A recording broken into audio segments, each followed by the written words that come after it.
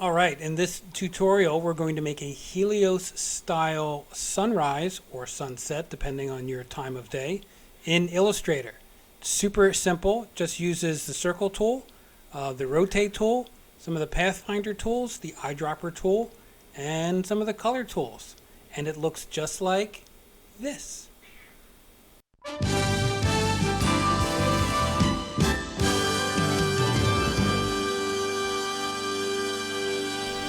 All right, so let's start making the Helios sunrise or sunset. First thing we're going to do is create a new document.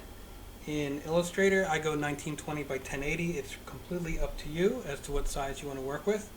The next thing, go to the View menu and show the grid, and then go back to the View menu and click on Snap to Grid. We're going to start off by drawing some very kind of geometric primitive shapes, just really a circle, and having the grid turned on is really going to help us do that. I've also zoomed in pretty close so we can see up close and personal what we're doing. Next thing I'm going to do is take the Ellipse Tool, and we're going to draw a circle completely within one of these 1x1 grid squares. So just click and drag from one of the corners. You can hold your Shift key down if you want, just to lock your proportions. Or if you don't, you can just use the grid as a way to snap in there. Now what we want to do is we want to change the shape of the circle a little bit, so when we array it around the center, or center point, it'll give a little bit more variety to the shape. So what we're going to do is take the anchor point tool, which is associated with your pen tool. You can also use the keyboard shortcut Shift plus C to get there.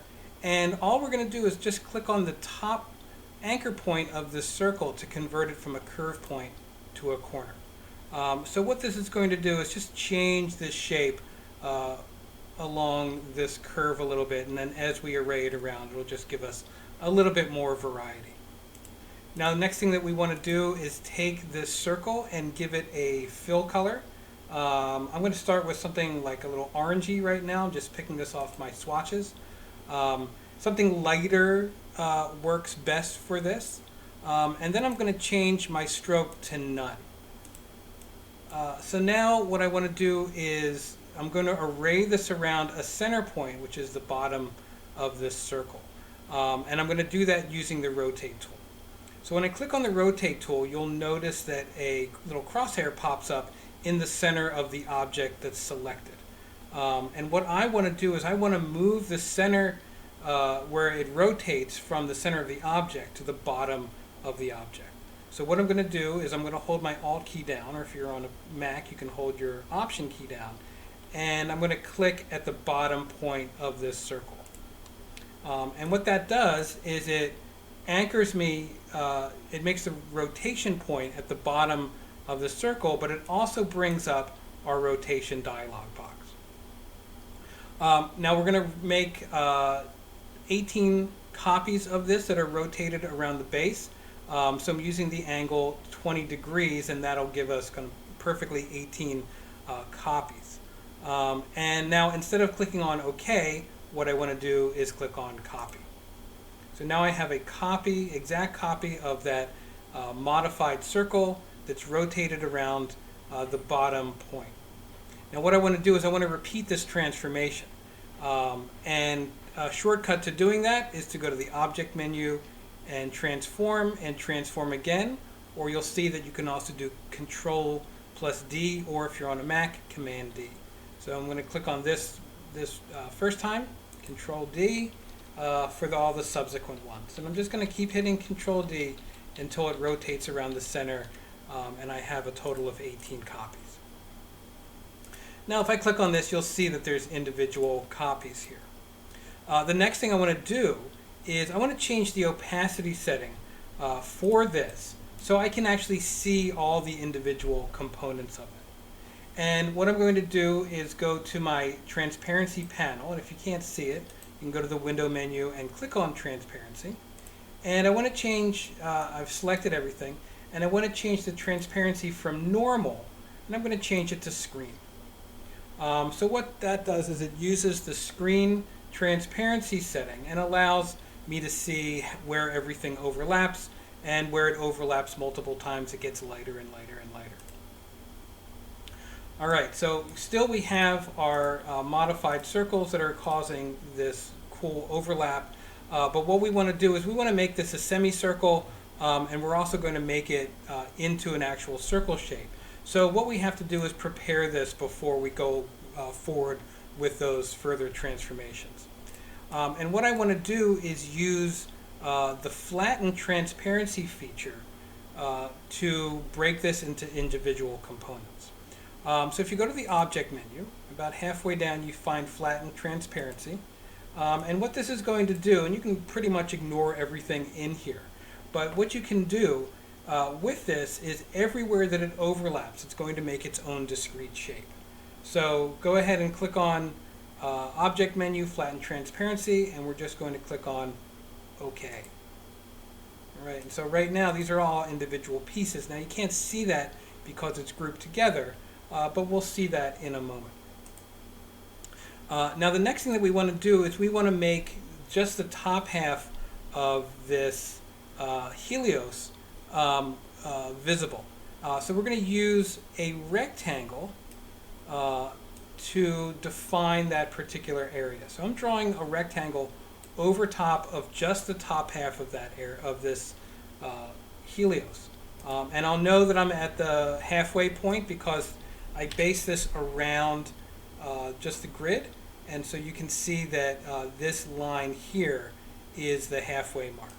So I'm going to draw a rectangle around or above this top half, and now I'm going to select everything, and I'm going to open up my Pathfinder panel, window menu, and under Pathfinder, and the one that I want to use is called crop. And what crop is going to do is anything that's below this rectangle it's going to keep, and it's going to get rid of the rectangle, and then anything outside of that rectangle it's just going to delete. I'm going to click on crop, and now I've gotten rid of that bottom half, but I still have this top half. And what I also have, and you can't see it right now, but what I also have is an invisible frame that made up the top half of that rectangle, or the top rectangle.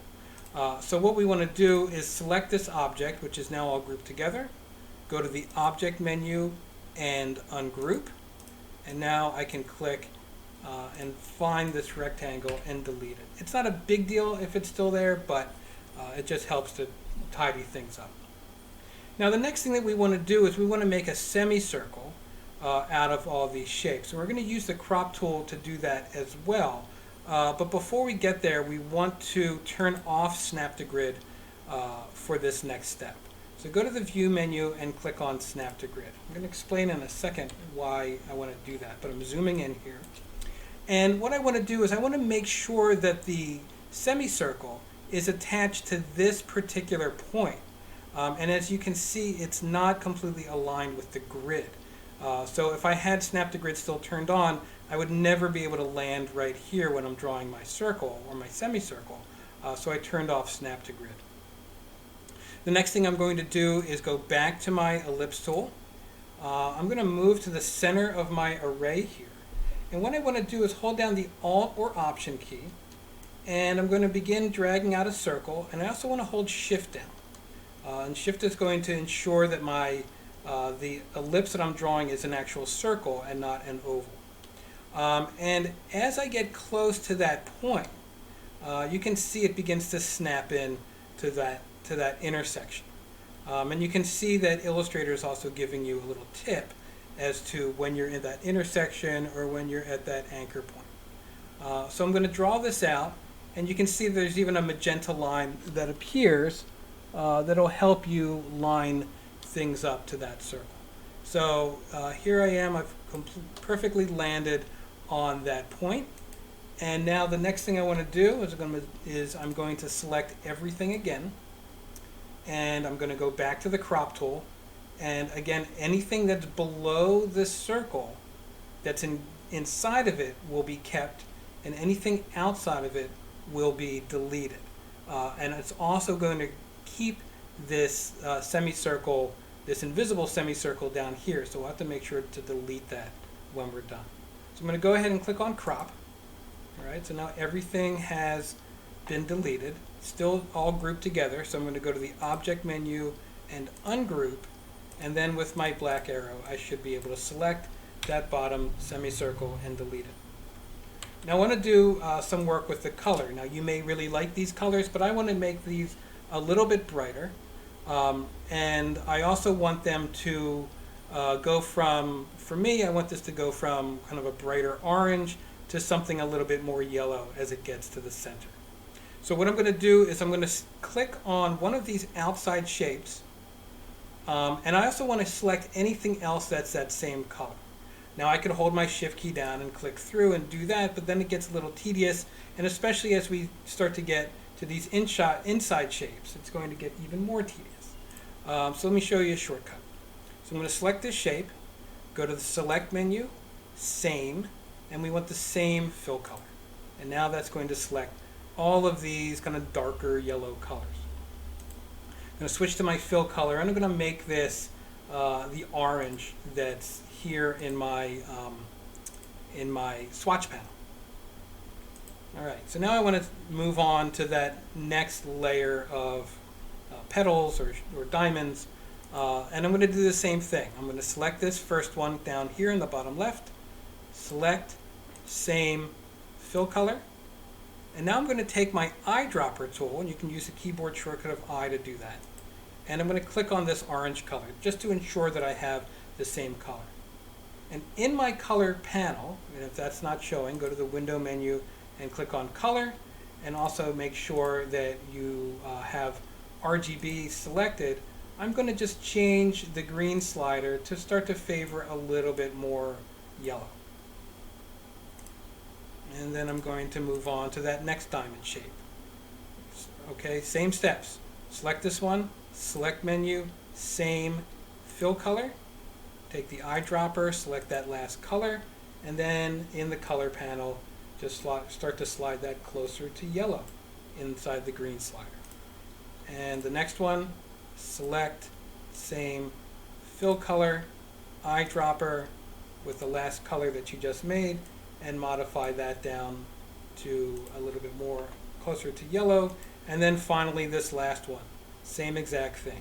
Select menu, same, fill color, eyedropper of the last color that you just made, and drag this all the way down to make it a very bright yellow. So now you have a really lovely Helios sunrise or sunset. All right, thanks for watching. Make sure to subscribe and like, and we'll see you in the next video. Thanks.